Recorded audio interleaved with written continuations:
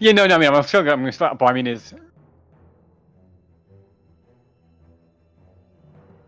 okay.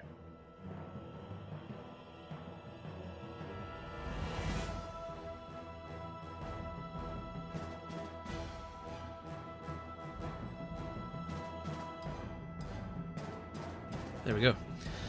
Unique New York. Unique New York.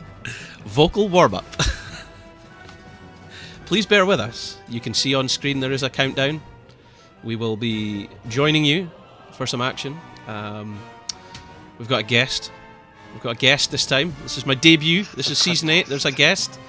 You can for those astute of you in the audience that have already tuned in, which I don't believe any of you could have possibly done so in the unannounced 2 seconds from us starting this stream. But if you are, and the astute of you that are there, I've already tried to work out who that guest is. All will be revealed in the next 9 minutes. Right, now I've...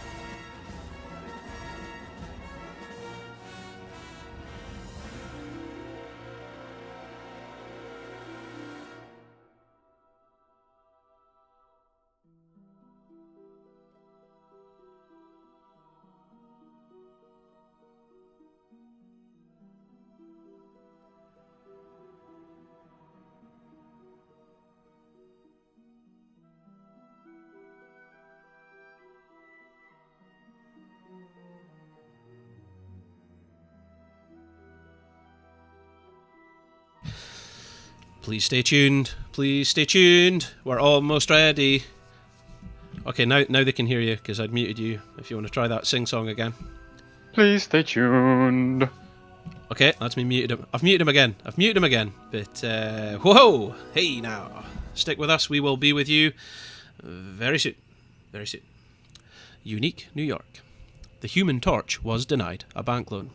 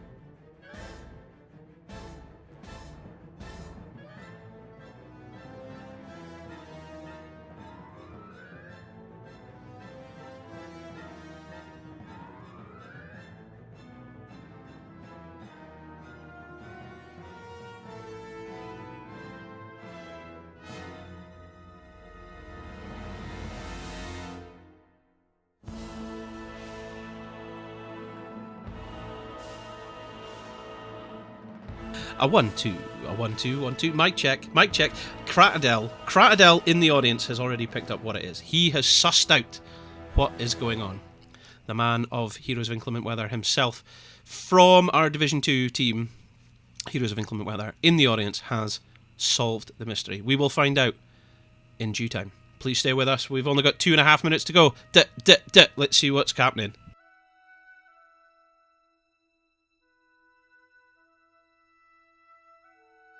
I'm being informed that I've made a mistake, and I'm correcting it very quickly. They're actually Division 3. The Division goalposts have changed. We are in Season 8. This is the debut series for Halloween Heroes channel here in Heroes Lounge. And this is Season 8 now, but with that, Division brackets have changed. Goalposts have shifted. Team strengths are adjusted. And we're going to find out who is going to come out the victor in this sought-after Division 1 series, which we're about to unfold with you in the next 2 minutes. Stay with us. Stay tuned.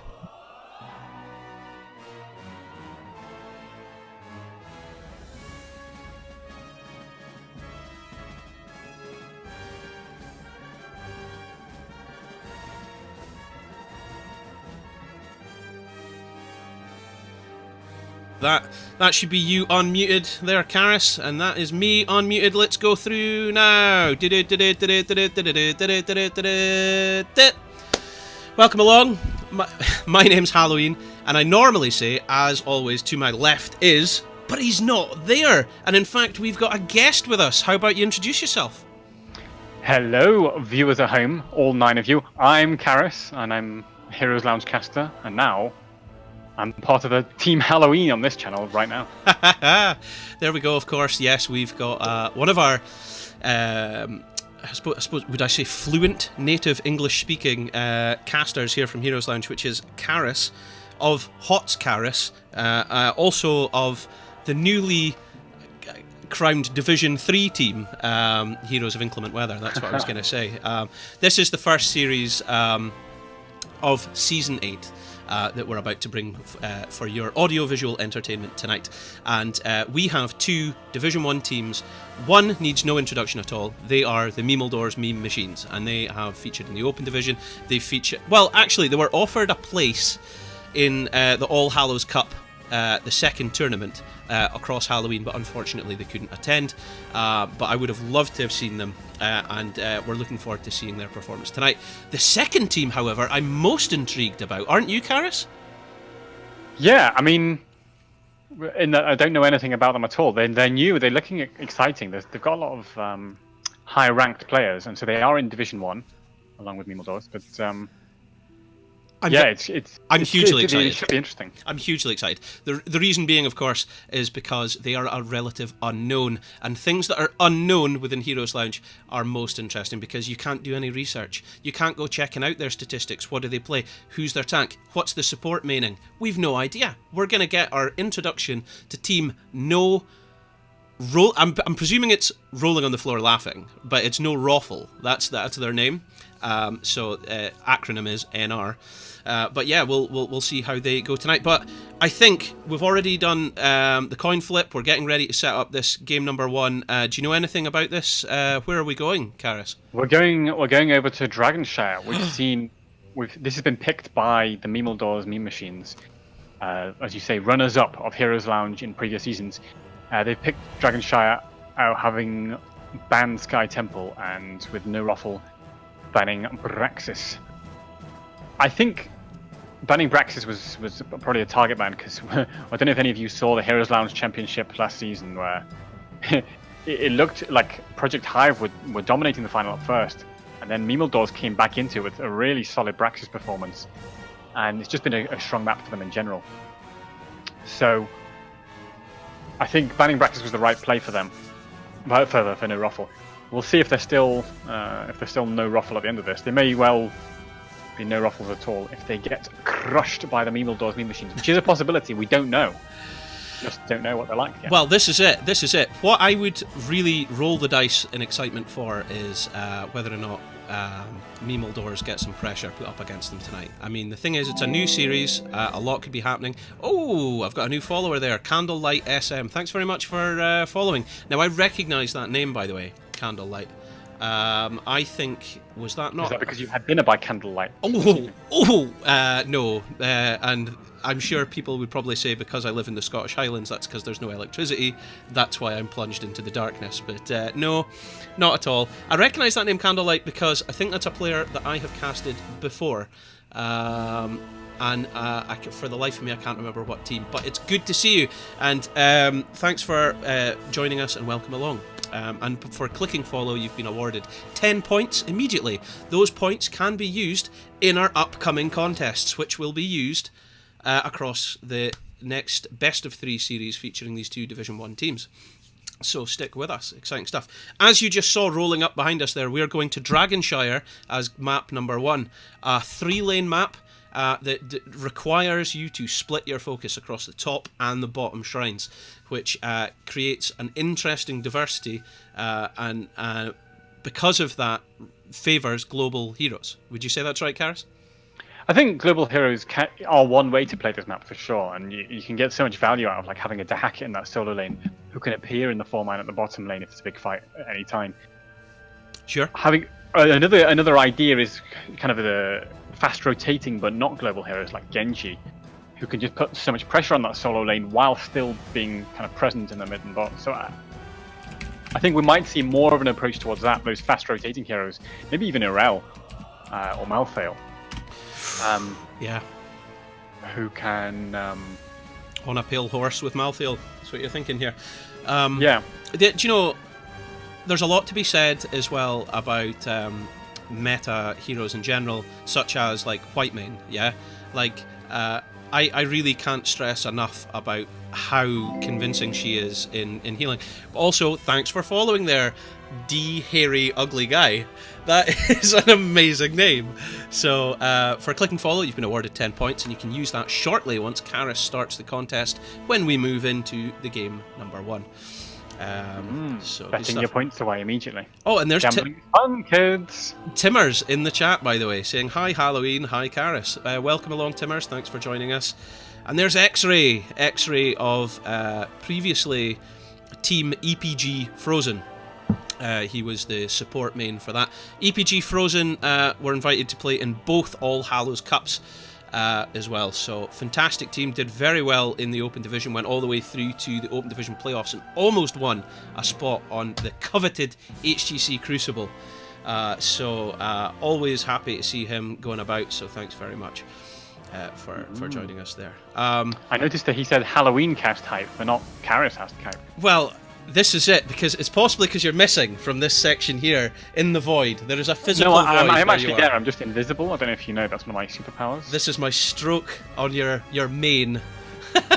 Or maybe I'm the spider. Oh, that could be it. That's it. You've transformed. You've transformed into my spider form. I think of the two things, that would have been better than being the creepy hand, which, you know. So there we go.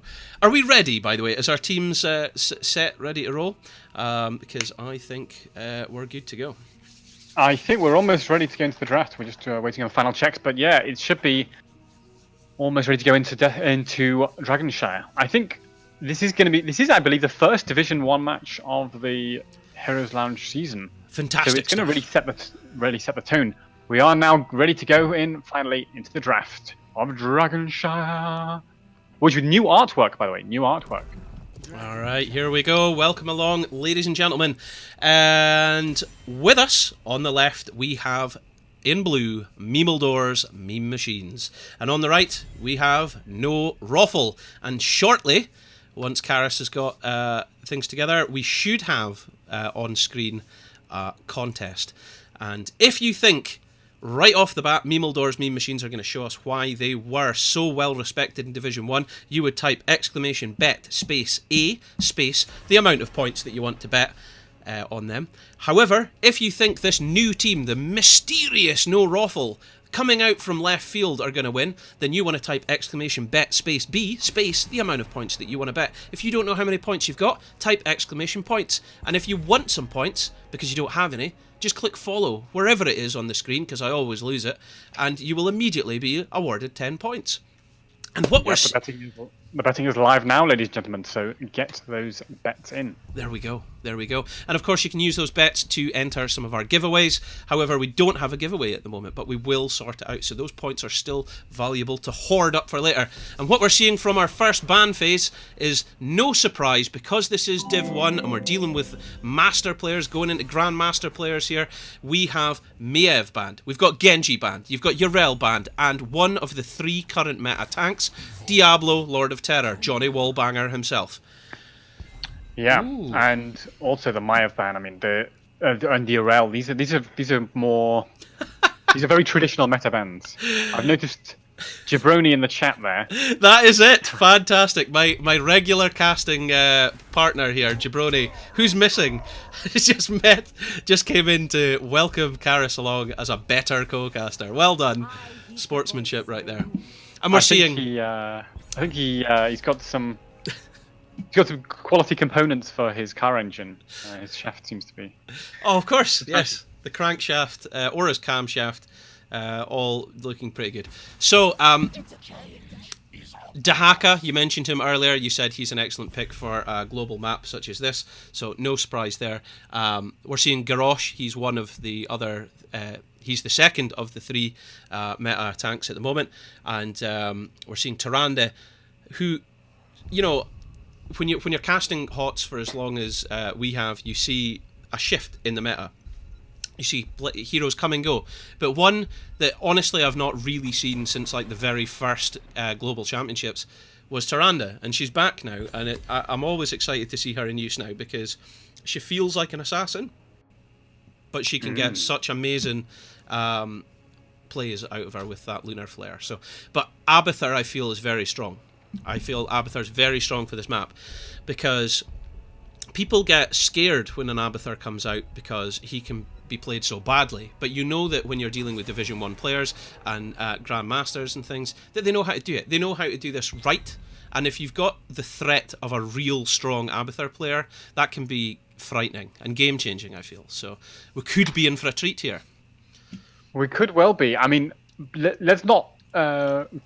gloss over, by the way, the Garrosh played by Death Knight on Memeldors Meme Machines. It's so devastating. Like, it's just sort of widely feared.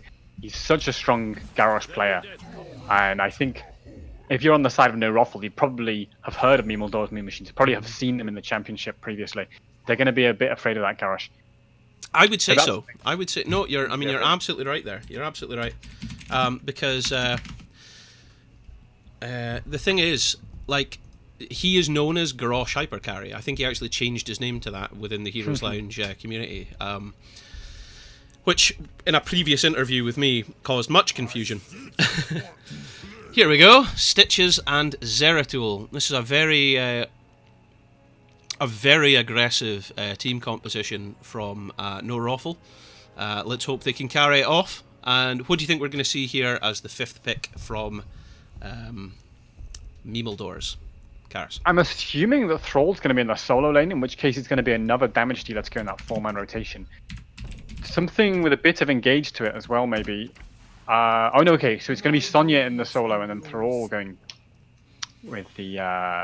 Echoes of the... no, Crash Lightning. Crash Lightning if he's in the 4-man, or Echoes of the Element if he's on solo, but you could also do Echo of the Elements, because it's still very powerful to have a second charge, so... Yeah, but let's talk a little bit about this displacement from No ROFL. They've got a lot of displacement. The Stitches hook, the Junkrat Mind, the Dahaka Tongue. Basically, there's a lot of ability on the side of No ROFL to isolate a target. If that target is Tyrande, or maybe even Thrall, they're probably going to die. If it's Sonya, Hanzo, or maybe Garrosh, they might get away with it.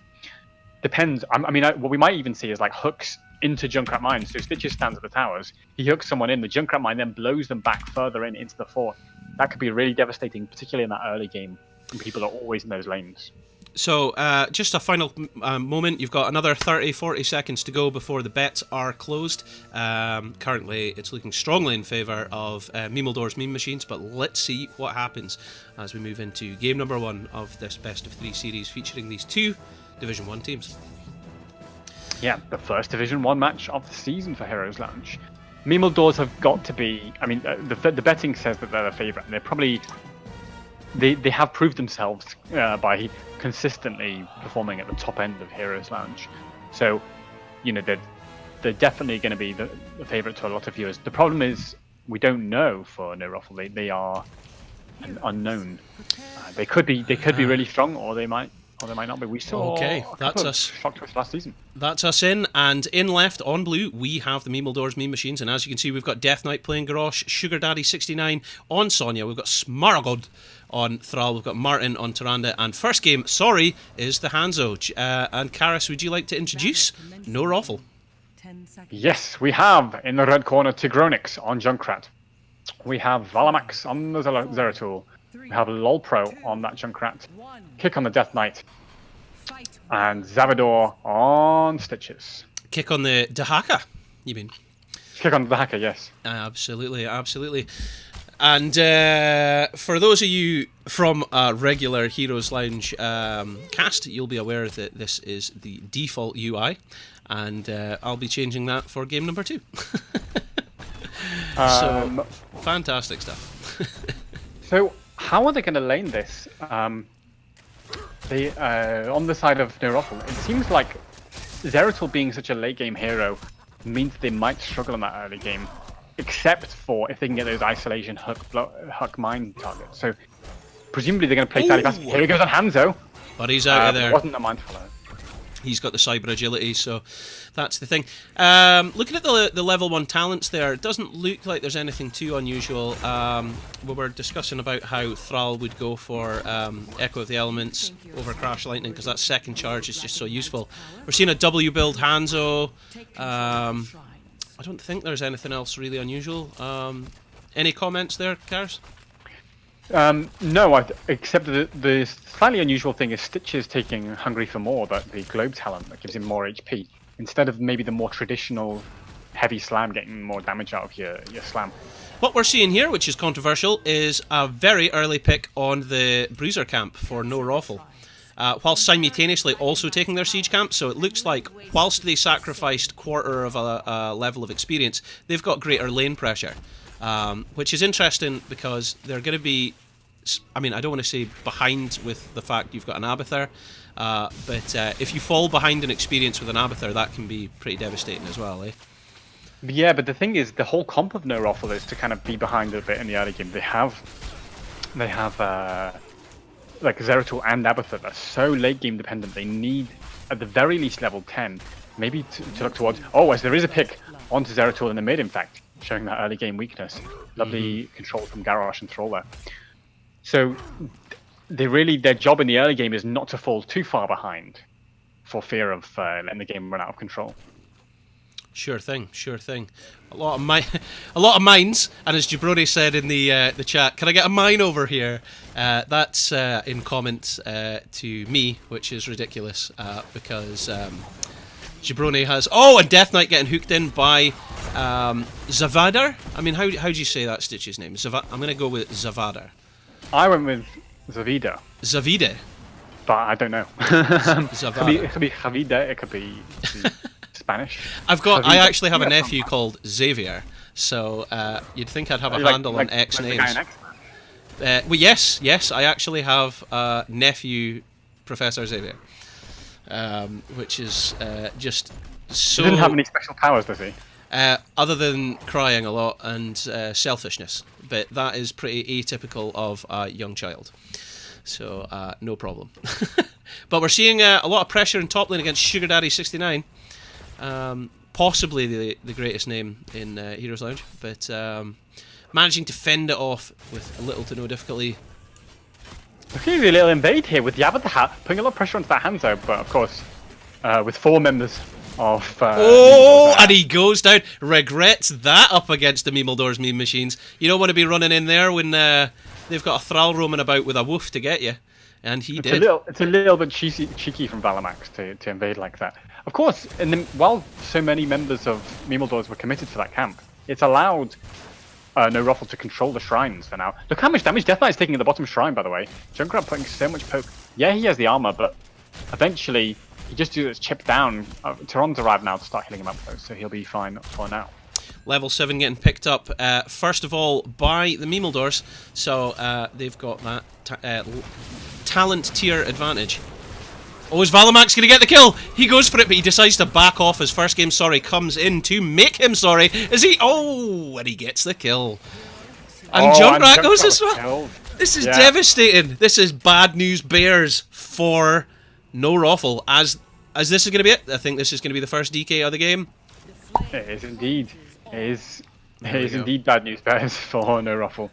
And they're not ruffling at all right now. Because, as we said, Zeratul and Abathur, not good in the early game. They will get. Sure, the Abathur on the Zeratul. Oh, there's a gank hunter to Hacker as well. From bad to worse. It's getting pretty rough right now for No ROFL. Memeldors showing why. I'm trying to think of another acronym for the L. So like rolling on the floor, limping, maybe. It could be rolling on the floor, limping, or languishing. Well, I mean, I don't think there's any time to relax because they are under pressure in mid lane as that DK is going for the fort. It's already taken the well, it's taken the walls, it's taken... But Tyrande, they get a counter kill in bottom lane. Looks like... it looks like No ROFL are opting to get team kills at this stage rather than try and defend against the DK. Because that, of course, level 10s have been picked up, and with that, heroic abilities. So they've got Sundering, they've got the Warlord's Challenge, they have got Shadowstalk, they've got the Wrath of the Berserker and Dragon's Arrow. So that is what they're up against here. The Mule from Abathur will start to repair a little bit of the damage that's been done. But with the fort's already dead, which it is right now, there's no repairing that as the Stitches hook narrowly misses Death Knight and hits a juicy minion instead. Yeah, the Mule doesn't get any value if the fort's completely dead, and that's why Memeldors committed so much to securing those kills. Look at this Junkrat mine though. Maybe there's a hook on top onto Tehran. Lovely hook from Zavida onto Martin. He's taking a lot of damage from the fort, but it's not enough. He's 2 levels ahead. Is it going to be enough? It's not enough. It's just not enough. Oh my gosh. Oh my gosh. So, Jabroni bro in the chat asking, have the fort XP changes happened? No, they haven't, I believe. There you go, that is your answer, Jabroni. Zavida trying his best to evade damage unnecessarily from Death Knight and Smargod here, but he can only do so much. They're needing to clear that... whoa, good hook! They're needing to clear these Siege Giants, and they've managed to do so. Level 10's just round the corner for them. In fact, the fact that the structure XP change hasn't happened is actually why Memeldors look so far in advance right now. In XP terms, they've got nearly 4,000 XP from structures. As there's a big taunt here onto Zeratul, he gets the VP off. but it's too late. He's already dead. Is there going to be a Riptide to follow, though? Yes, but it's only going to hit Garrosh, and he has 40 armor after that, so he's not going to go down. So Zeratul getting caught there with a lovely taunt from the lovely Death Knight. So for those of you looking, you've already seen that we've got the Riptire and we've got the Void Prison. We've got the ultimate evolution from Abathur, and we've got the Isolation and Putrid Bile from Stitches. That is the opposing heroic abilities. I think it's a little bit... I mean, what do I know? But it's a little bit unorthodox for me to take amplified healing on a Stitches when you don't have any supports on your team. If your only support is Abathur. Okay, Abathur, does do some healing, and that's obviously why Stitches is built into this full tank idea, is because there's no support. He needs a bit more survivability. He needs that HP. He needs the regen. But you think he should have went for something else? Is that what you're trying to say here? Maybe at level 4. I think actually with no support, that's what, but D Harry Ugly Guy in the chat is saying maybe the slam talents mean that Stitches has more presence generally in the fights. I mean, the Stitches is a hero with no stuns, so his control as a tank comes from just being able to pressure the opponent, from presence in the fights. In comes the Riptire here. We might see a game-changing maneuver as they get a kill on Tyrande. Kick trying to get himself out of danger, get out of dodge, but whilst he does so, we've got Zeratul falling. First game, sorry, misses his shot. Oh my, I don't know if Kick wanted to go back into that. I think he would have survived. Zavidar, he goes down. Poke threat coming in from Junkrat, but I don't think he's going to get any damage here. Do you know, I think Kick could have survived, but he turned around. But I think they were hungry for kills there. They were hungry hippos, is what they were. As first game, sorry, summons the DK and gets the second objective of the game. Yeah, and bearing in mind how much value they got from the first objective, I think this could be quite devastating right now.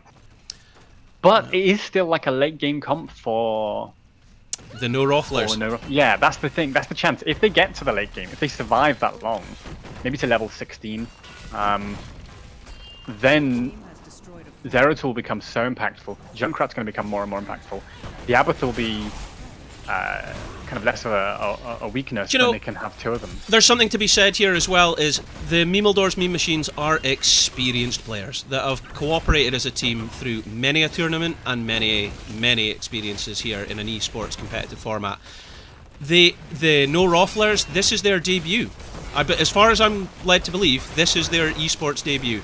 So she's getting thrown in, lockdown, Dragon Knight damage as well, the taunt there. The Abathur healing is just not enough. There's a VP there, that's a really nice VP, but with Stitches already dead, what can they do here? They're trying to kill the Garrosh, he's down to 100 HP. He's dancing around though, and he's still alive. Tyron healing him 5 HP, gets his heal off. Death Knight is still miraculously alive. How is he still alive? I don't know. Death Knight, impossible to kill. What just happened, ladies and gentlemen? You saw it here first. Death Knight managed to go down to less than 100 HP, survive, and then managed to get counter kills. That was horrendous for his opponents. So much debate there from Death Knight, using his trait, and it shows his confidence on their hero, not to use his heal too early, so that he can bait as much focus as he can onto him, draw out that damage, and then at the last second pull the trigger on his self-heal, and then suddenly the fight is completely turned around, and that's the end of They're painting the map blue now. They're doing what they can after they got the keep. That was their objective, and they managed to do so. But yeah, this blitzkrieg that they've just committed there in bottom lane was pretty devastating for the no ROFLers. But what I was trying to say there, before I was so rudely interrupted by wild esports action, is that the no ROFLers they've been given a harsh hand for game number 1, if this truly is their debut, and they will learn a lot from this. So depending on how you look at it, it could be excellent experience, because some people say in chess you are only ever as good as your opponent. You know, to go up against Memeldors meme machines will set a precedent for how you need to play. Valamax managing to escape here. In comes a counter Dragon's Arrow. The teams are now... what to fight? 3 levels down? That's a bit suspicious. I mean, I think with they've used a lot of resources there, no ROFL, to try and get a good fight. But the Dragon's Arrow was so crucial there to stop the Riptide from doing anything. Yeah. Am I right in saying that prevented them from being able to detonate it? Yes, it ended the Riptire, and then that was the end of Comes that. the hook. And No. the VP was trying to set up something else, I guess, in response, but that was too little, too late. Too little, too late. There's another saying that you say all the time that I quite like. I'm trying to remember what it is. In for a penny, in for a pound? That's it. That's it. Too little, too late. In for a penny, in for a pound. There we go. Yeah, it wasn't in for a penny, in for a pound. It is now. Zeratul been taunted. He's taking so much damage, but he's still alive. Jabba the Hat giving some big healing, and look how low first game Sorry is. Junkrat chasing along. The Bile's creating so much zone. This is actually great Bile work from Stitches, but Zeratul's gone down, and now the No Rufflers are in real trouble. The Hacker getting thrown back in. He doesn't have any essence left. Garrosh done looking for Stitches. Stitches trying to kill the hope to save. Lovely play from Zavada there. That was essentially a bungee cord, and Sonyak goes down. This is the lifeline for them, but they're going to lose Stitches. Yeah, they will lose Stitches. But Third Dragon Knight. A whole lot worse. Third Dragon Knight of the game picked up by the Thrall during that team fight. In comes a Riptire. Ripping in the Terran, takes half health off first game, Sorry, immediately healed by Martin. My gosh. But is it game? It looks like it might be game here. This Dragon Knight's going straight for that core. They're not interested in getting any more keeps. For sure, they don't need the experience. So Fine here we go. The VP, though. Martin hiding in the VP, but he can't hide there forever. The VP's ended, and that's the end of Tyrande. Now there's pressure onto Memeldors. But Junkrat's being thrown around like a dog toy. 40%, 30%, 20%, 15%, 10, 5, and that is G. Yes. Stop to keep the audience waiting there. Brilliant, absolutely brilliant stuff. By the way, that animation coming up saying current casters Halloween and Jabroni. You can see Jabroni has in fact turned into Karis, and Karis is also wearing an invisibility cloak. So yes. That is how it's. That's how it is. You got to live with it. And whilst we do so, I will issue a point to the Memeldors meme machines. That was 17 takedowns to 5. Yeah, it was. It looked pretty convincing. Don't do it yet. You gotta wait. Wait a wee. Oh, you've done it already. Okay. Remember, there is a delay. There is a delay. So yes, but that's okay. So viewers at home will have seen the answer. What's happened? Never mind. We'll gloss over that and move on to what we think went wrong for the No Rufflers there. It looked like just Death Knight on Garrosh looked so in control of every fight that was going on. The taunts were absolutely crucial, locked down Zeratul again and again. And when you've only got Abathur as your support, there's no cleanse, there's actually not that much burst healing. It can be difficult to save somebody who gets thrown in and tossed, which happened to Zeratul quite a few times. For sure, for sure. I mean, there was commentary over the talent choices for the Stitches. But, I mean, generally speaking, I think they were all in on Zeratul, and Zeratul had little survivability against the CC of a Lunar Flare, a Throw, a Root from Thrall. You know, there was so much to prevent an escape for Zeratul, and Zeratul was also trying to be very, very risky. I mean, like, we saw camp invades where he was like 1v4ing people and stuff, you know, which is very brave. And do you know, I think against like even a slightly lower division team, they'd have a lot of success there with that level of aggression. But I mean, the Memeldors, they're prepared, they're ready for that sort of action, I guess. So, do you know where we're going next? I do indeed. We're going to Infernal Shrines. Infernal Shrines. Well, the most popular map in competitive Heroes of the Storm, I believe. For just a little bit of explanation for anyone that's tuned in just now, how it works is after you lose your first game in a best of 3 series, you are then offered an advantage. That advantage, of course, is the choice of first pick in the draft or your choice of map. So, do you know how this went down for the No Ruffles? Did they choose the map, or have they opted for first pick in the draft? Yeah, No Ruffles chose the map themselves, so they're giving first pick over to Memeldors. Possibly a risky strategy, but just a reminder, Orphea is still banned in HeroesLounge. She's just come out today, and new heroes in HeroesLounge are banned for a couple of weeks. But we're still going to see, like, for example, Mephisto could be available here, right? Mephisto, yeah, Mal'Ganis as well. A lot of the new heroes, basically everything except Orphea, is pickable on the cards. So it could be a lot. Yeah, and there could be a lot of contention there for that first pick. I see. I still would assume, like, when we get to the draft, our first bans are going to be like Medivh. Sorry, not Medivh. Maev and Genji, because they're just so powerful. But we'll see, because this map is very good for lane clear, and can introduce a more interesting composition. But let's just see what happens. See, Jabroni bro is checking how many points he's got so we can let rip when the contest goes. Let's see what happens there. Yeah, I imagine Jabroni's got quite a few points, has he? He's got 3,000, it looks like, so there we go. We shall see. Plenty. That's plenty. Hey, listen, you could win it all with 10. Let's see what happens. If you're interested in getting some points, you can just click follow in the corner. Which corner it is, don't know, but click it, you get those points. I accidentally opened the betting too soon there, but I cancelled it immediately. So viewers will have, a brief betting window, but okay. Nobody. Okay. So, well, that's good stuff. I guess we're almost ready to start the next game, are we? We're almost ready, I believe, because bear in mind that Memeldors played last game with a sub, which was first game, sorry. I think that person is playing for them again. Okay. Yes, they are.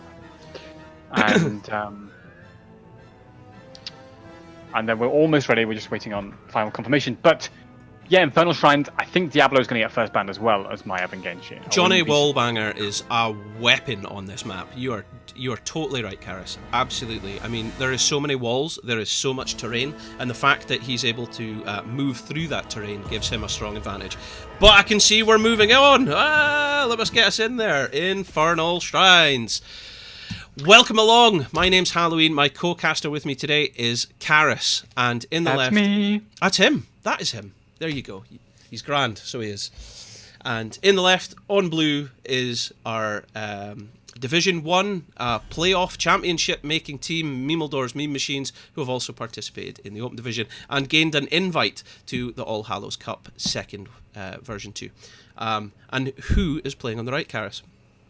It's No ROFL, newcomers to Heroes Lounge, and yeah, they're just a bunch of seemingly high-ranked players who've come together this season. I believe it's the first time they've played together as a team, so I think it's definitely being dropped in the deep end to go up against Memeldors, who are two-time runner-ups of Heroes Lounge Championship, and previous winners of Heroes Lounge Championship in past seasons as well, I think. Well, so I mean, it's a big ask, but you're only as good as your opposition, is what I was trying to say in the last game. So it's good learning curve for your esports competitive debut. Yeah. But as you can see there, Karis has opened the contest. So viewers at home, if you think Memeldors are going to close out this series in this game and win it all, take home the money, then you want to type !bet space A space the amount of points you want to bet. However, if you think No ROFL have got it in them to rally behind their captain and equalise the series and bring us to game number 3, then you want to type !bet space B space the amount of points you want to bet. If you don't know how many points you've got, you got to type !points. And if you want some points and you've just joined the channel, click follow in the corner and you'll get some. Karis, what's happening? Well, we've basically seen all the bans we expected except for Genji, and then he's been immediately slam picked. So it's confident. I have to say, it's confidence coming from No ROFL to allow that Genji when Diablo's banned. Their plan was to go for that Garrosh deny. So they've... Wow, there you go. Death Knight, you ain't getting your Garrosh. The second best biceps in the game have been picked up by No ROFL. And the Lord of Terror, who possibly has the best biceps, he's been thrown out. My gosh. Slam pick Genji, but then slam right back in your face with nicking your Garrosh. Wow! Theft draft. That is what's happening here. It's Grand Theft Tanko, but... and Nubarak picked him response from, I presume, Death Knight on Memeldors. That means a more aggressive style, and Nubarak can dive so hard with Genji backing him up. You've got that cocoon. The cocoon's going to be valuable. Of course, the objective is all about clearing 40 guardians inside the shrine faster than your opponent. And Gul'dan, whilst committing the team fight, the fell wave goes out and clears the guardians. So that's a very good pick, I feel. Well, I do see Joy K, I am Joy K, in the chat, giving us some support. Thanks for that. She'll be casting herself later tonight over on her own channel, twitch.tv/IamJoyK. Oh, we've got a follow there. Kentha Banshee. Kentha Banshee, thank you for now following. You've just been awarded 10 points, which you can use in the next 3 minutes to place a bet. Talk to me, Karis. Talk to me. What's happening in the draft? Well, I mean, the Blaze and Reyna picks are absolutely sensible. I think the Blaze in particular, as well as his fire burning through cocoons pretty quickly, he's actually quite good as anti-dive, because when Anub'arak and Genji come piling in looking for trouble, if everyone can get in a bunker, it could just shut down that engage pretty hard, especially if a lot of resources have been committed to it, like an X-Strike or a burrow from a noob. So if they can survive in there, that's good. Well, Kerrigan as well for the dive. Wow, that's divey. Well, do you know what? You've got a white main on your back now. Now, white main is essentially your get out of jail free card for a team fight, because she can keep everybody alive at death's door like nobody's business. She is incredible as if your APM can go high enough, she can keep you alive. So well done. I think that's a good pick. Very, very good pick. But Rayner, I mean, you're absolutely right in what you're saying. He is anti-Anub'arak. That auto attack will be lethal against Anub'arak. So it's really whether or not Genji, being played by First Game Sorry, can get in to kill Rayner or not. Right, we've only got 15 seconds. Sorry, Karis, I now need to ask you, who do you favour out of these two drafts? It would have to be Memeldors, Meme Machines. I think the draft is just so aggressive, and it's so strong as well. Kerrigan on Infernal Shrines can be absolutely devastating. With the help of Gul'dan, they're going to have so much shrine clear. So then that forces a little bit no ROFL to come in and take a fight on the shrine. At that point, the engage from Anub'arak and Kerrigan could be so devastating with the Genji backing them up. What it might come down to, though, is how well Garrosh and Blaze can control those engages. If there's a big Warlord's challenge from Garrosh and a big bunker from Kick, then they might be able to shut down those engages. Well, sorry, I've got to pick a team before I run on to the Twitch chat, right? Yes, if Rayner can get a kill on the Anub'arak, then I'd like to say that I favour no ROFL, but let's see what happens. But yeah, the Twitch chat is absolutely hilarious.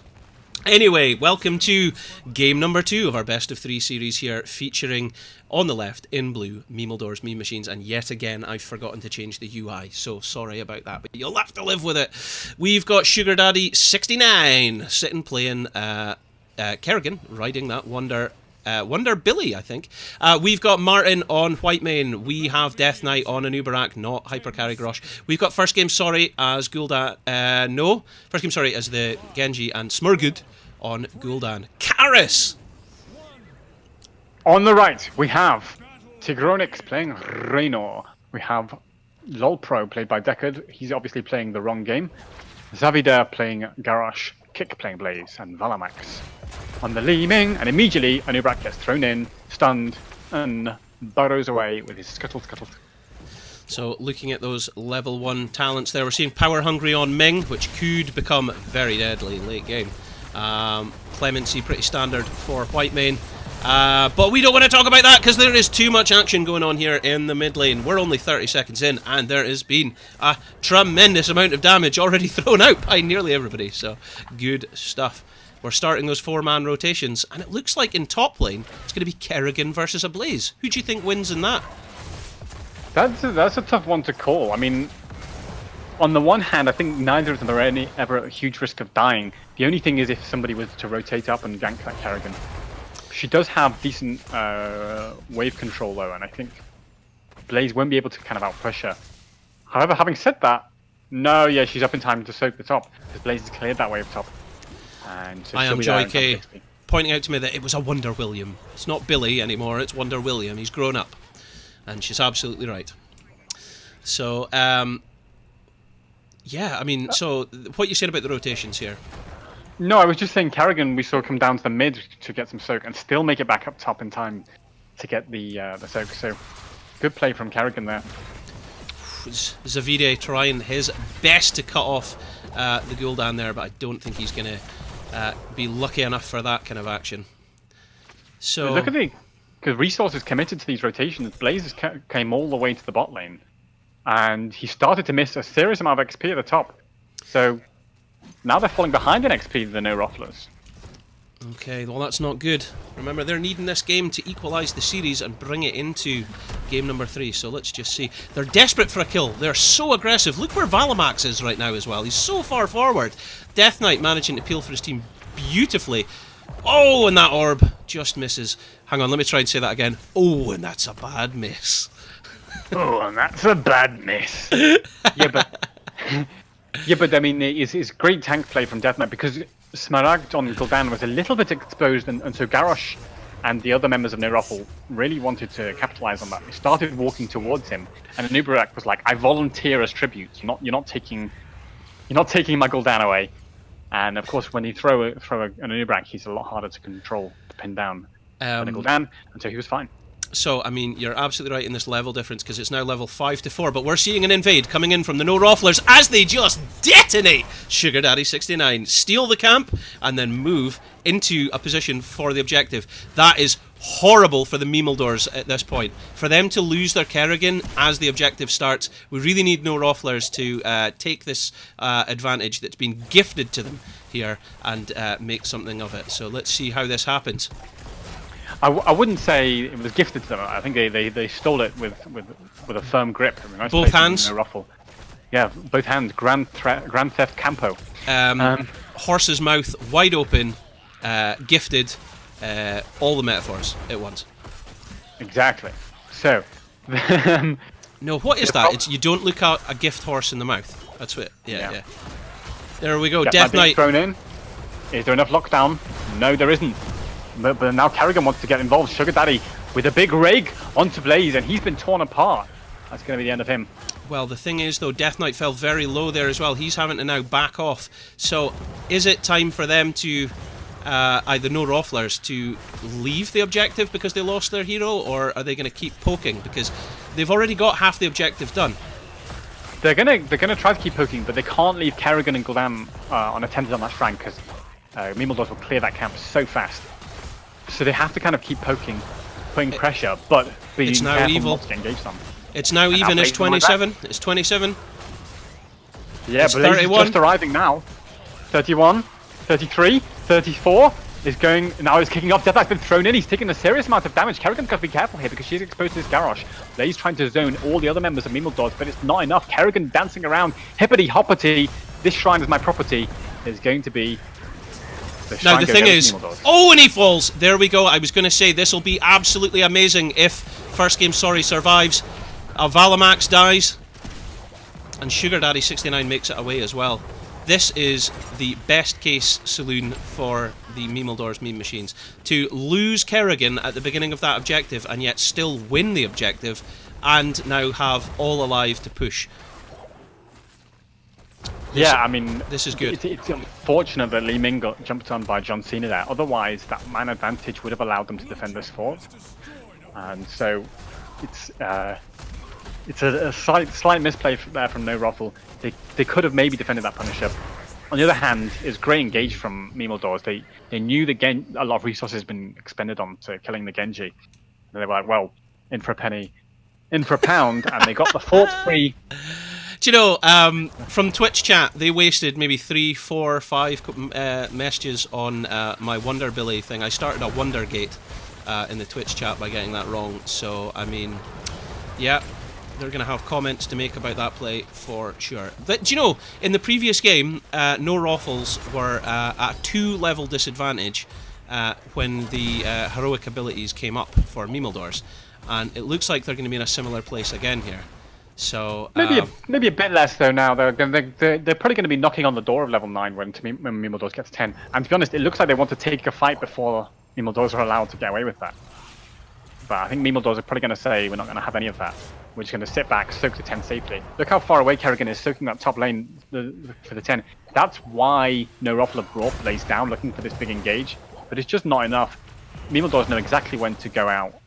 And that's what they've done. They've sat back and not risked anything. And they've got the level 10. There we go. And we're seeing heroic abilities come in. We've got the Scarlet Aegis. We've got the Horrify. We've got the X Strike. Just waiting on, there we go. We've got the Summon Ultralisk, probably mostly for the stun, and we're seeing Cocoon. Yeah, I was wondering for a second if it might be Maelstrom. the dreaded locust swarm from Anubarak, because on the shrines it can give you a lot of healing, and if the enemy team has a lot of shrine clear, which is the form of Blaze and presumably Li Ming's Disintegrate, they do have that Cocoon clear. It could have been maybe... We'll see how much value the Cocoon gets in practice, obviously. But Cocoon is such a good target for reducing the number of bodies you're up against. I think it's overwhelmingly the favourite in most situations. I don't know why Crethel was talking about Stitches riding Kerrigan in the chat, but... Yeah, he's got an unusual mount choice. I mean, if anybody, like, I would imagine Anubarak could be a mount for Genji, for example, because he's a flying bug. That would make more sense. But as mount synergy goes between different heroes and vehicles and things, I think he's on the wrong train of thought there. You know what I think would make a great mount is... What? You know, like the sandworms in Dune. Oh my gosh. And they ride the sandworms. How cool would that be? Yeah, but you would have to have essentially a Dahaka burrow ability so that you could go from like one side of the map to the other. But then when you came out, it was like the Nidus from Zagara, but it dealt damage to its opponents in an area. And I think there was some kind of sandworms in StarCraft, the original. I mean, maybe I'm just imagining that, and I was... No. What there was you're thinking of it was like the turrets that you used to defend your base when you were playing as Zerg. I'm trying to remember the name of them. Twitch chat, help us out. What was the name of the infantry defense turret that you had when you were playing Zerg? But back to Heroes of the Storm and the specific match we're watching in question. Look at this aggression from Memeldors. They've gone for the top towers, and they've just absolutely blown up a Garrosh 100-0 in a lockdown. You know, Garrosh, remember how much Death Knight survived on low HPs when he was playing Garrosh last game? Oh, that Cocoon coming out on Li Ming is going to be disastrous for Valamax here. We're managing to get... What a time! I think they let him go. Yeah, great teleport from Valamax, but I think they were using it just to get the keep, and that's exactly what they've done. LolPro's Scroll of Sealing, I think, was vital to the success of Valamax there. In comes the Stay a While and Listen. They're trying to use this to get the kill on Death Knight, but I don't think they're going to succeed. Throwing in Martin, looking for the damage on him. The Scarlet Aegis is there with 40 armor. He's still alive. Martin is seemingly unkillable. Zavadar coming in with another stun. Is the leaving orbit enough? That was fantastic. Valamax getting a max range orb there to confirm the kill. That's what they need. When you're this far behind, any kill grants additional experience, as is the mechanics. First game, sorry, getting hit by Zavadiet, but he gets away. In comes Kicks! X-Strike being used. X-Strike to escape. He's been slowed as well. He's taking a lot of damage. Maybe Reyna can catch up here. He's not mounted. Tigronix looking for the snipe. Oh, 130 HP. Nice escape. My first game, sorry. And Max looking for the flank snipe. Is she going to get it? Oh, that would have been amazing. That would have been amazing. My gosh, Valamax getting that right there. By the way, and they take the objective. This is a lifeline for them. Honestly. The magnitude of the colony is I hope someone clipped that. Someone clipped that. Oh, I'm going to push snip a clip now and hope it works. Wow, that was outrageous. That orb. Like, my heart's racing. In comes a stun. It's not over yet. It's not over yet. Blaze looking in. The Punisher's still on, decent half HP here. And they will get the fort with it. Obviously, Memeldors did get the keep top, but given the advantage they had, I think this is exactly the kind of XP machine that no ROFL needed to get back into this game, and they will be on even talents here for a fair amount of time once they get that level 13. Andraxis B pointing out in the chat, it was called a sunken colony. Yeah, the sunken colonies were the kind of spine needles that went through the terrain to attack and kill infantry units. Thank you there for StarCraft knowledge. Good StarCraft knowledge that there. that frustrates me that I couldn't remember that though, because I mean I've played every mission, but it's obviously been a while. Out of practice. In comes Valamax with another massive orb that half healths Martin. I mean, this was the threat that I was talking about. Yeah, Valamax is playing full sniper Li Ming here and catching some huge max range orbs for huge damage, and it's been quite impactful. We saw that that finishing blow on Martin earlier, and it was only in terms of damage, he is the highest damage hero on the map right now. He's actually out damaging the Gul'dan on Memeldors. He's doing that well. So well done to Valamax for sure. Yeah, and I'm assuming it's going to keep going up and up. Death Knight looking a little bit exposed, but actually Garrosh more exposed. Look at the teleport dodge from Valamax to dodge the cocoon. Now there's a huge taunt, followed by the stairwell enlisted. No, that's been interrupted, and that means the stairwell enlisted is on short cooldown. Lord Pro getting a serious amount of pressure put on him by the Yanubrak and the Genji. He's gone down. Now the Memeldors looking for more. Kick, trying to back out, but in the meantime, first game story is falling pretty low, but Li Ming finally finished off. While Martin very close.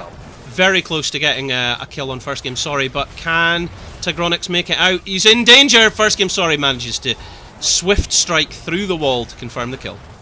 He was in grave danger indeed. He's been torn to pieces. Yeah, it was so close. It was on, that could have gone the other way if Li Ming had got that kill onto Genji, and then she would have started healing and resetting, and there could have been potentially a chain of kill, 2 or 3 kills from Ming there. I mean, this is a 5. Keep alive. Oh no, sorry, it's a 4-level disadvantage, so it's pretty painful at this point. They've got a Khazra camp still pushing in as well, so they're going to have to clear that before they can even think about getting any counter kills. And LOLpro, he's in danger if he goes out any further. I mean, they will pounce on you. If you give them an inch, they'll take a mile. In for a penny, in for a pound. I think we need more pennies. More idioms. More catchphrases. Oh, here they come. Looking for Deckard. He's been raked into that nasty... That's what I was worried about. This is what I was talking about. I says, you gotta be careful. You give them an inch, they'll... And here we go. In comes the horrified... He gave them an inch. And they took a whole 1,000 miles here. And there's 2 dead already on the side of ROFL. It could be more. Ming trying to snipe, get some damage on, but Kerrigan's got so many shields from her trait. She is still alive. Still on full health, in fact. And first game, sorry, now looking to cause some accidents on the motorway, but I think Valamax getting safely away. But this is indeed a motorway, because they are moving at high speeds through the opponent's base and all defences that are put in front of them. Zavide's in real trouble here. Raynor's now fallen down. LOLpro trying to buy his team some time. Scarlet Age is coming out, and they get another kill on Ming. Zavide's going to try and get out. Very bad. Oh, it was nearly that. Warlord's challenge was nearly enough to get Garrosh to safety, but the problem with Warlord's challenge is it makes everyone attack you, and that's what they did, and that was the end of Garrosh. And it looks like it might be the end of the game with 3 catapults coming in here. This is it. It's now 69%, 65%. They take the keep just for that extra experience, and there we go. It is game number 2, falling in favour of Memeldors Meme Machines, and with that, it is G. Excellent stuff. Wow. If you've enjoyed what you've seen, remember to click follow in somewhere in the corner. That was quite a dramatic 2-0 clean sheet for Memeldors Meme Machines. What do you think, Kara? Should we go ahead and see if we can get a interview? Yeah, let's see if we can get Death Knight in. Okay, so we'll have to probably jump over to the other place. So I will jump over to the interview room. I'll see you there in a moment. Okay? Okay. There we go. So I'm now over in the interview room. So let's see if Karis can sort that out for us. But that was very exciting. If this is, I mean, remember this is the beginning of season 8. This is the first week of games for Division 1. So a lot of teams will be finding their feet, their team synergy, and trying to sort things out. But it's very interesting to see that Memeldors, in their short break that they've had, haven't lost any of their sharpness in their skills. So good stuff there. Always encouraging to see new teams come into the lounge, or at least get into any sort of competitive heroes.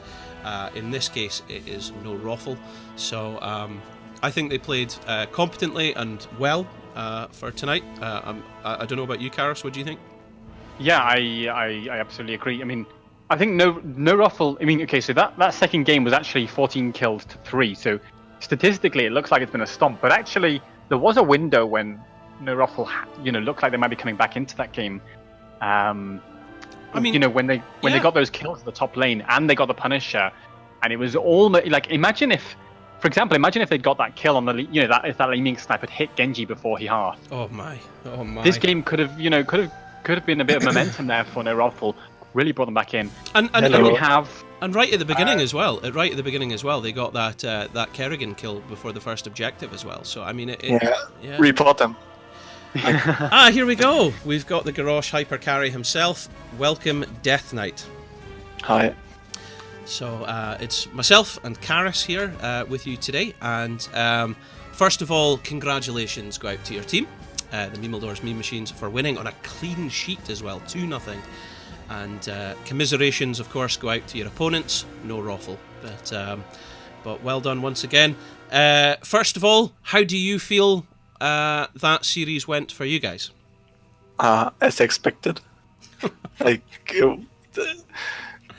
Yeah, what can I say? I should have known.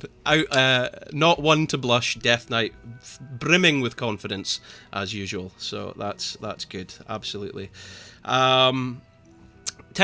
See, in the first game, how do you feel the drafts went?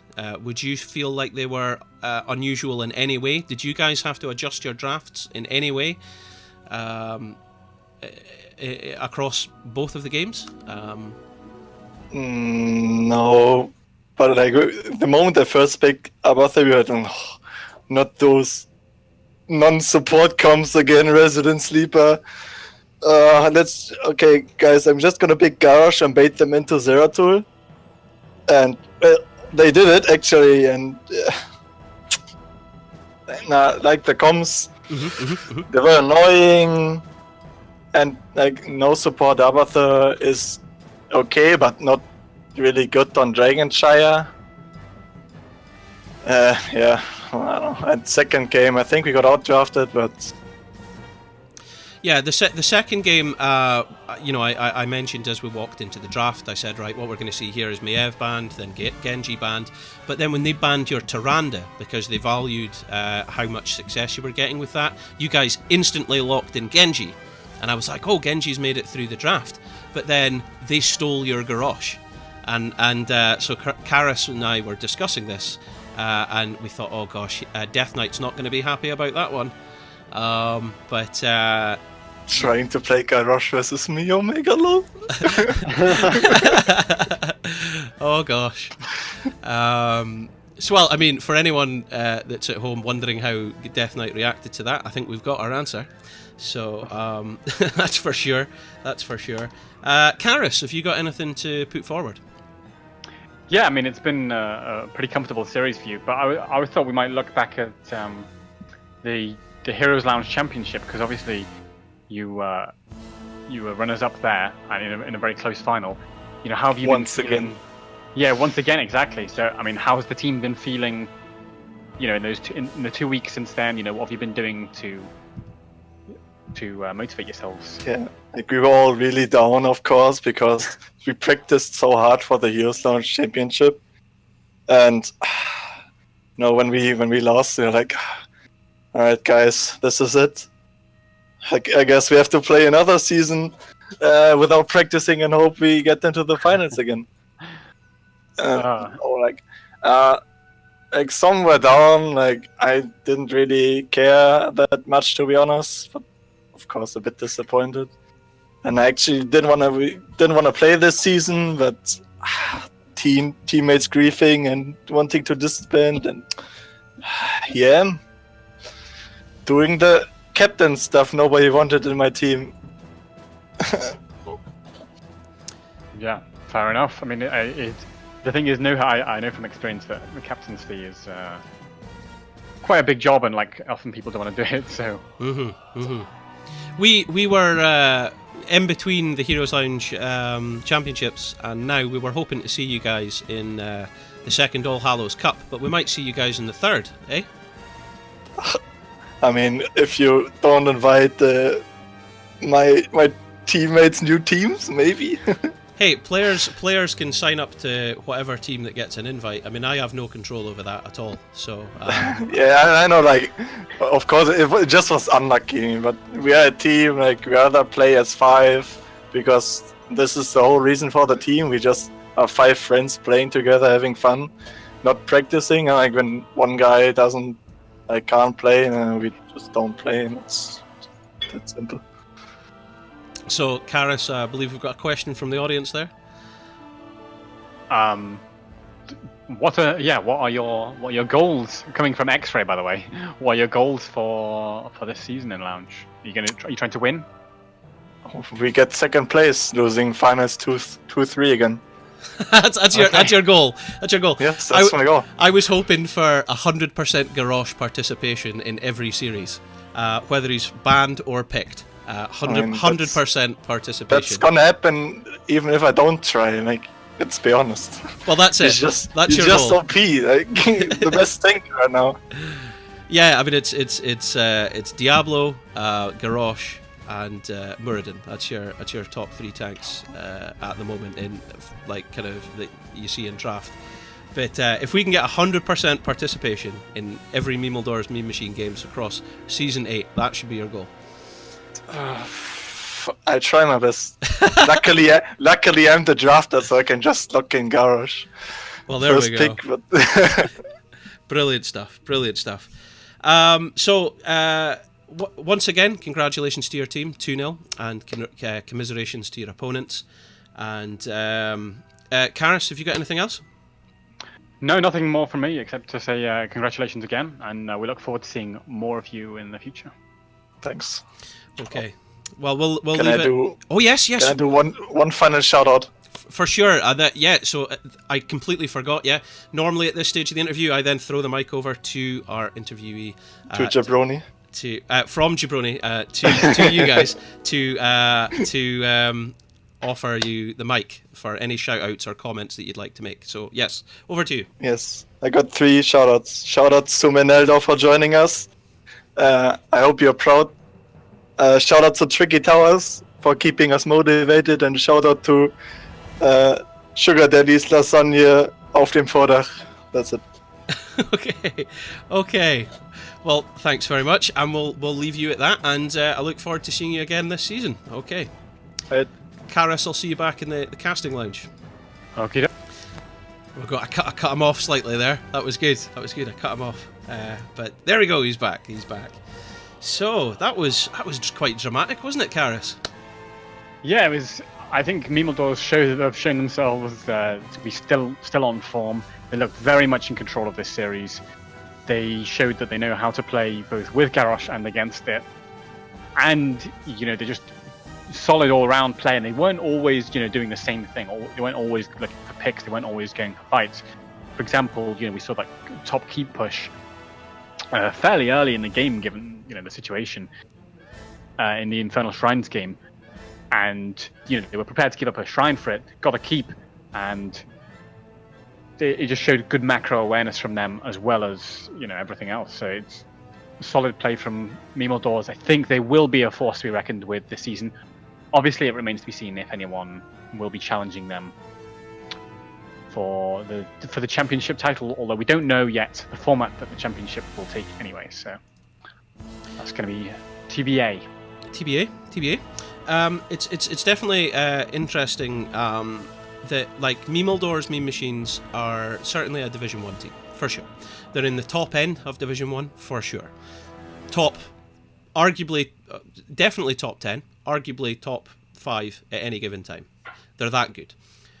Whether or not, in terms of like above Division 1 into Open Division or All Hallows Cup territory, I want to see how far they can go in that area as well, because they're so convincing when I see them coordinate. Because there was times tonight where you were seeing traditional high levels of aggression from no ROFL, where they were actually superior in camp collection and they were actually superior in invading, but Memeldors were just so coordinated that they were able to defeat this level of aggression from no ROFLs. But I'm wondering, because I've not had enough exposure with Memeldors meme machines to see just how far they can go, and I want to give them that opportunity. I want to see it.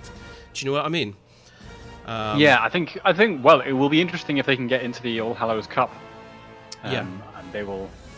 Why don't you remind viewers what the All Hallows Cup is? So, thanks very much for mentioning it, Karis. Yes, the All Hallows Cup is a EU tournament which is featured on this channel and also featured on a secondary channel. The last 2 tournaments have also been featured on @HotsKaris, which is your channel, I believe, is it? It is indeed. I'm the legendary HotsKaris. Yes, so... Or as Max Passion would say, a former contestant, the world-famous caster, Karis. That's it. So, as you know for viewers, right, the HGC is the championship. It's the premiership of Heroes of the Storm. It's where you go to get your salary and the big prize money. Whereas outside of the HGC, you have the HGC Open Division, which feeds into the HGC, and beneath that, you have your amateur leagues. Now, in terms of amateur leagues, you have HeroesLounge, which is the world's largest amateur league. It's now worldwide in the sense that it's in NA as well as EU, and this is the first week that it has been available in NA. And this Saturday morning, so Friday night at 2 AM, leading into Saturday morning, Karis and I will actually be casting an NA game for the first time. So this is quite exciting in that regards, right? But HeroesLounge is a training ground for esports competitive level at that level, right? It's that good. But there is a market for above Division 1 in HeroesLounge, but not quite in the HGC. And there needs to be a training ground for that. So the All Hallows Cup is an invitational event that features the best teams in Europe. And the way that it's defined is if you win HeroesLounge, you or are within the top 4 teams, you will gain an invite to the All Hallows Cup. And the other 4 invites can just be issued discretionally based on performance or known elements of your team's capabilities. And the All Hallows Cup is a cash prize tournament. And you know, as I say, the HGC Open Division, we basically took all the teams from that and gave them an invite in for the first one, and we saw them play off. But there's pro teams that want to enter the All Hallows Cup. So if you are a team that is full of grandmasters and you are confident in your ability to coordinate and you think you could play in the HGC and you think you're that good, then the All Hallows Cup's for you. And that is... because, you know, I'm dancing with the ability on whether or not I want to allow pro teams to enter meme teams. Because, like, Quacknix wanted his Quack meme team to come in and try and beat off all competition. And we also, you know, Breeze of Fnatic was wanting to come in as well with some of his friends and you know, show us how he's able to play Diablo like a Genji. So, I mean, it would be very interesting to see that sort of thing. But... that's just a brief explanation of the All Hallows Cup. To get up to date on information like that, you can join the Discord server, which is linked all the way through the chat today, or you can click the links below, or just click follow on this channel and you'll be updated when we go live. But this channel also broadcasts, as you've seen tonight, a lot of HeroesLounge. So, yes. Have you got anything to add to that, Karis? No, it seems like it's going to be an exciting time for Heroes of the Storm amateur action. For sure, yeah. But I mean, but that's the thing. You're saying amateur action, but at that level, it feeds in, and you've got a lot. I mean, that's just what I'm saying. The All Hallows Cup's going to potentially, across a couple of events, have pro players. So well, that's the boundary, isn't it? Is where amateur becomes pro, and that's a really exciting area, especially for players who are kind of near the top end, who are thinking, you know, they want to look at, you know, how do good amateur teams become pro, and you know, the All Hallows Cup and the top end of the Open Division are really ways to kind of see that actually unfolding in action. Absolutely, and that's why I'm trying to get the message out. So thanks very much for listening. I'm probably going to have to find a smarter, quicker way to advertise this and go through it.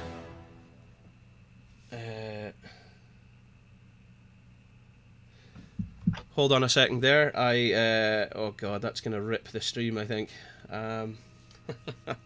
So some connection issues there, perhaps. Yeah, something happened. I'll explain later. But yeah, that's probably ripped the stream for a second there. But mind you, we're on delay, so it might catch up. It might. Yeah, maybe. Yeah, but yeah. So my point is that I'll have to come up with a better way of advertising this, because I need to rattle through it a few times as we go through games. But yeah, I think that's us. I'll just take us back here just for a quick second so you can see the statistics. This is what we had tonight in terms of the scores. It was pretty. Scores on the doors. Pretty brutal. Death Knight, no deaths. No surprises there. There was a moment where their Gul'dan really should have went, but got away with it, and everybody on no ROFL unfortunately fell. But yeah, Valamax, 3 takedowns, and they were justified as well, because he was playing very, very well. I felt, despite losing, Valamax on Lei Ming was scary at times, so for sure. Yeah, great sniping play from Valamax on Ming. I think they were probably a little bit disheartened by the Dragonshire performance, which was not as strong as their Shrine's performance, in my view. But still, it's when you're playing against some of the best teams like Memeldors, it is tough to perform. For sure. Okay, well listen, with that, I think we should take us through to the end screen. And once again, thank our viewers for watching and staying with us. And Karis and I will be back, as we say, on Friday night for the top end of week number 1 of Division 1 in NA. Let's see the difference between EU and NA play at that level in Div 1. It could be massively different, and I'm very excited to see and explore that with those two teams. It's going to be Watch 9 versus RG. Let me just double check this.